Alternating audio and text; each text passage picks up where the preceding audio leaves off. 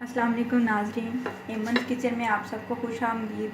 आज जो रेसिपी मैं आप सबके साथ शेयर कर रही हूँ वो रेसिपी है खोए वाली बर्फ़ी।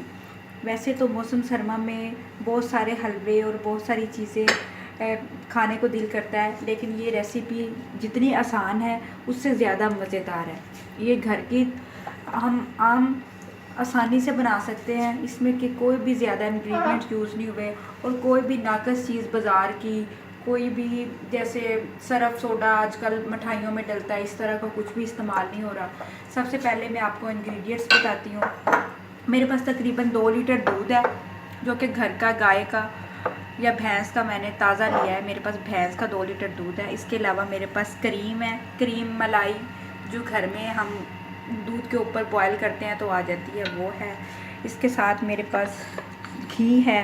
आप चाहें तो देसी घी ले सकते हैं, चाहे तो बनास्पति घी ले सकते हैं, आप जैसे आपकी मर्ज़ी है। इसके साथ मेरे पास छोटी इलायची है और इसके अलावा चीनी है। इंग्रेडिएंट्स को मिला के हम खोए वाली बर्फ़ी बनाएंगे। चलें अब अपनी रेसिपी की तरफ आते हैं। मैं दूध को कढ़ाई में डाल रही हूँ। इसको पकाने के लिए मैंने जो कढ़ाई ली है वो मैंने सिल्वर की ली है। याद रखिएगा, जब भी मिठाई बनानी हो या कोई भी चीज़ बनानी हो तो आपने सिल्वर की कढ़ाई लेनी है।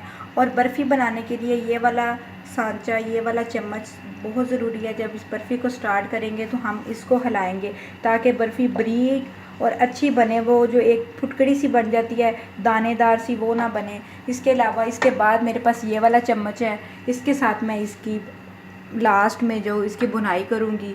चीनी हस्बे ज़रूरत आप यूज़ कर सकते हैं।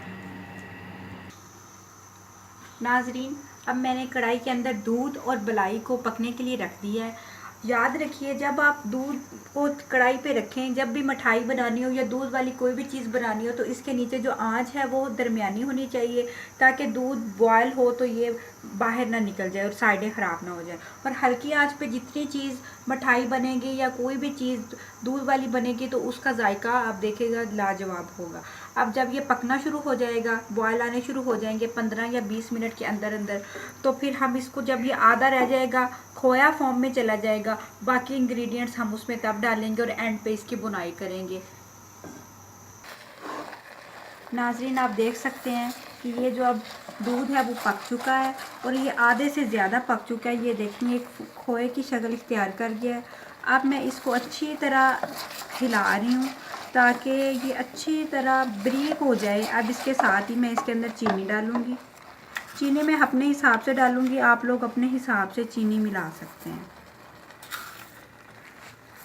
और इसके साथ ही मैंने ये इलायचियाँ पीस के रखी थी, छोटी इलायचियाँ, वो मैं इसके साथ ही डाल रही हूँ। इलायचियों को अच्छी तरह बारीक कर सकते हैं ताकि इसका जायका और खुशबू बर्फ़ी में आना ज़रूरी है। अब ये जो चम्मच है इसको मैं निकाल दूँगी और दूसरे चम्मच के साथ इसकी अच्छी तरह बुनाई करूँगी। ले नाजरीन, ये बिल्कुल तैयार हो चुकी है। आप देख रहे हैं इसने घी छोड़ दिया है। चीनी और जो मैंने इलायची पाउडर डाला था वो इसके अंदर अच्छी तरह मिक्स हो चुका है। अब मैं इसको ठंडा करूँगी और बर्फ़ी की शक्ल में काट लूँगी। और इसको मैंने 30 मिनट्स तक पकाया है। 30 मिनट्स पहले दूध को अच्छी तरह पकाया, फिर खोया फॉर्म में चला गया, फिर उसके बाद अब इसकी बुनाई शुरू की है। अब ये बिल्कुल बर्फ़ी की बिल्कुल तैयार है। लीजिए नाजरीन, हमारी बर्फ़ी बिल्कुल तैयार है। अब मैं इस बर्फ़ी को ठंडा करके इसके पीस काट लूँगी और इसको फ्रिज में रख दूँगी। ये बर्फ़ी बच्चों को, बड़ों को, जो भी खाना चाहे खा सकता है, लेकिन बच्चों के लिए ये बहुत फ़ायदेमंद है। आप मेरी रेसिपीज़ को ज़रूर फॉलो कीजिएगा। अगर आपको मेरी रेसिपी पसंद आए तो आप मेरे चैनल को ज़रूर सब्सक्राइब कीजिए ताकि मैं मज़ीद रेसिपीज़ लेके आपकी खिदमत में हाज़िर हो चुकूँ। अल्लाह हाफ़िज़।